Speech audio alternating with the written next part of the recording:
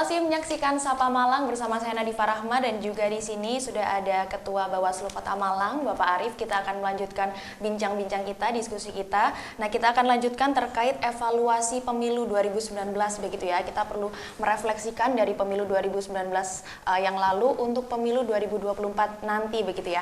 Nah, di sini kan banyak evaluasi yang perlu diperbaiki dari kita refleksikan begitu ya dari 2019. Lalu dari pemilu lalu ini apa yang paling krusial yang perlu kita benahi di 2024 nanti? Ya, seperti halnya yang sudah saya sampaikan tadi, bahwasanya terkait data, kemudian terkait banyaknya SDM yang masih belum mampu untuk menyerap informasi dari masyarakat langsung. Terutama ketika kita berbicara tentang evaluasi tahun kemarin kan juga ada korban yang sudah meninggal ketika proses pesta demokrasi yang terjadi di Kota Malang. Nah, ini antisipasi dari kami, evaluasi dari kami, bahwasanya ketika nanti perekrutan PTPS, kemudian pengawasan dari penyelenggara samping juga KPU yang menjadi kolega kami juga di pemilu, kita berikan sebuah pengawasan yang cukup efektif nanti. Kemudian perekrutan yang cukup dominan dan cukup ketat khususnya di screening kesehatan. Nah, ini yang menjadi poin utama bagi kami ketika melihat potensi-potensi yang sudah ada, ini akan menjadi evaluasi bersama.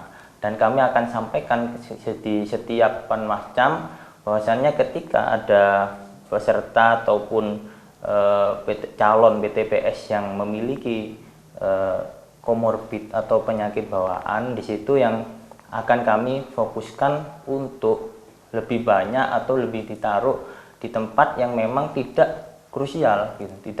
tidak memiliki banyak pemilih di situ, sehingga mereka tidak memiliki beban yang terlalu berat. Nah, ini yang akan menjadi fokus kami juga, dan arahan tentunya agar tidak terjadi hal-hal yang seperti 2019 kemarin.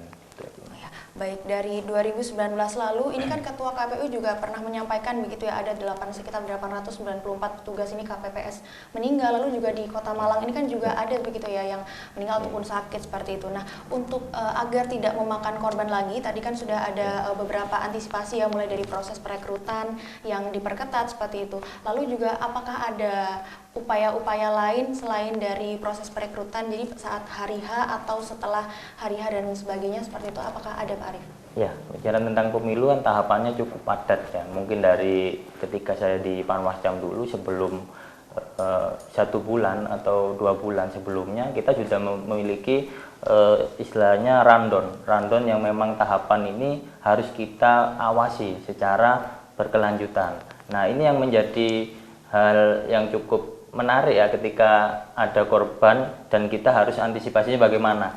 Nah, ini cukup berat juga ketika berbicara tentang takdir manusia juga ya, ketika seseorang ingin berpartisipasi di dalam demokrasi sedangkan kondisi fisik dan tubuhnya itu masih tidak memungkinkan. Ini yang akan menjadi PR buat kami juga, tugas buat kami juga, sehingga apa sih upaya yang menjadi upaya utama bagi kami, yaitu tadi kita berikan porsi yang tidak terlalu berat bagi penyelenggara yang memang memiliki umur yang cukup sudah uzur ya, katakanlah umur yang tidak maksimal ketika bersanding dengan teman-teman atau PTPS yang masih muda. Ini yang sudah menjadi PR kami gitu.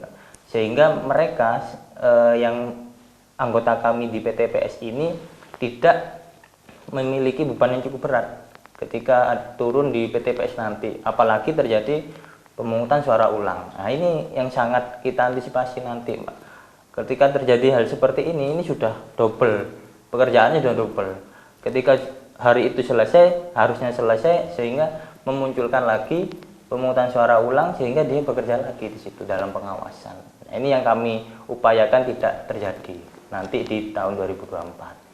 Baik, selain ada upaya-upaya di awal tadi ya, apakah nanti saat hari H pencoblosan lalu juga setelahnya kan ini rangkaiannya panjang begitu ya, apakah ada pengawasan-pengawasan tertentu begitu ya untuk petugas-petugas KPPS juga, lalu juga ada upaya lain dan juga pengawasannya bentuknya seperti apa nanti Pak? Kita biasa menyebut pengawasan melekat ya, waskat ya. Jadi ketika ada penyelenggara ataupun rekan-rekan dari kami yang memang melakukan sebuah pengawasan, kita turun langsung, kita melekat di dalam pengawasan dalam tahapan itu. Ketika tidak ada sebuah pengawasan, maka itu yang menjadi evaluasi dari Bawaslu Kota Malang. Kemana dan di mana ketika ada tahapan seperti ini, kok pengawas tidak ada di dalam dan tidak hadir di dalam tahapan itu, gitu. Itu yang akan menjadi evaluasi bagi kami. Itu mungkin Pak dari Bawaslu. Baik, bicara pengawasan ini Pak ya, apa saja pengawasan yang mungkin akan dilakukan oleh Bawaslu kepada menjelang pemilu 2024 nanti, karena di sini kan banyak begitu ya, seperti pelanggaran APK contohnya, dan nantinya misalnya apakah ada wilayah merah bisa dikatakan seperti itu ya, yang mungkin banyak melakukan pelanggaran dan sebagainya. Nah, itu pengawasan seperti apa yang bisa dilakukan dan juga bentuk pelanggaran yang dilakukan itu seperti apa sih Pak? Iya. Dari sebuah pengawasan yang kami sudah lakukan per hari ini, banyak temuan dan laporan dari masyarakat terkait pelanggaran-pelanggaran yang ada. Nah, dari Bawaslu sendiri sudah bergerak cepat ketika ada sebuah laporan, katakanlah contoh di daerah Krojen yang memang wilayahnya banyak kampusnya, banyak tempat pendidikan, tempat ibadah yang seringkali ada APK yang dipasang di sekitarnya. Nah, ini menjadi laporan khusus bagi masyarakat Kota Malang juga yang kami tindak secara cepat, sehingga banyak respon dari masyarakat bahwa sudah bekerja sesuai dengan tupoksinya, sesuai dengan arahan-arahan yang dari pemimpin-pemimpin kita yang ada di Bawaslu Provinsi maupun RI. Kemudian bagaimana cara kita untuk memberikan sebuah sosialisasi terhadap zona-zona merah yang ada, kita berikan SDM terbaik di daerah tersebut, sumber daya manusia terbaik. Sumber daya manusia terbaik ini seperti apa sih? Sumber daya yang bisa memberikan sebuah pengawasan yang terbaik terhadap masyarakat, khususnya ketika kita sudah membuat mapping, kita memiliki identifikasi kerawanan pada saat itu, kita mendapati sebuah konteks dalam berpikir teman-teman pengawas itu yang kuat mentalnya. Nah, ini ketika ada gertakan dari orang yang tidak dikenal ataupun orang yang memang sengaja untuk memberikan tes kepada kami, itu sudah siap di situ. Nah, itu terjadi di wilayah-wilayah zona merah nanti. Itu pasti akan terjadi itu. Oke, baik. Tadi kan juga sudah disampaikan begitu ya terkait pelanggaran-pelanggaran yang zona merah begitu ya di Kota Malang khususnya. Nah, ini nanti akan kita lanjutkan perbincangan kita khususnya terkait dengan potensi kecurangan yang akan terjadi menjelang pemilu 2024 nanti. Nah, jangan kemana-mana, tetap di Sapa Malang.